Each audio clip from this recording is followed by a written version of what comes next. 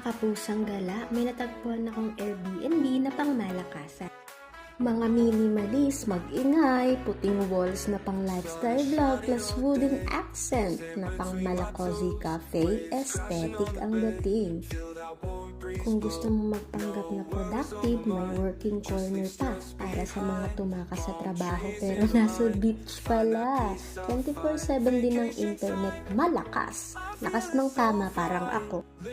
Magkano? For only 2,000 per night, pwede na sa 2 tao. Pero syempre, depende sa season. Summer, taas presyo. Tag-ulan, presyong bagong graduate at bagong higher budget. Kung pagod ka na sa stress ng work mo, sa ingay ng kapitbahay, dito ka na. Tahimik ang neighborhood, walang istorbo, walang nagbibidyoke ng my way. Ternong-terno yung pusa namin, yung baby namin dito. Kulay brown din siya. Kulay brown din yung mga gamit.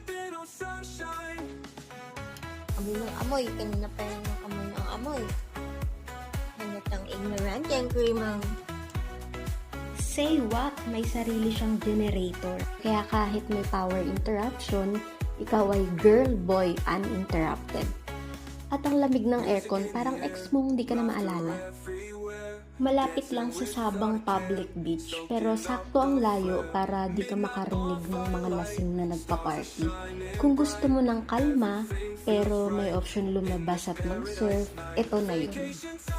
Kung gusto mo ng work-life balance, chill spot at minimalistic Airbnb na hindi pilit, Love Baler is the way. Sinong gusto sumama?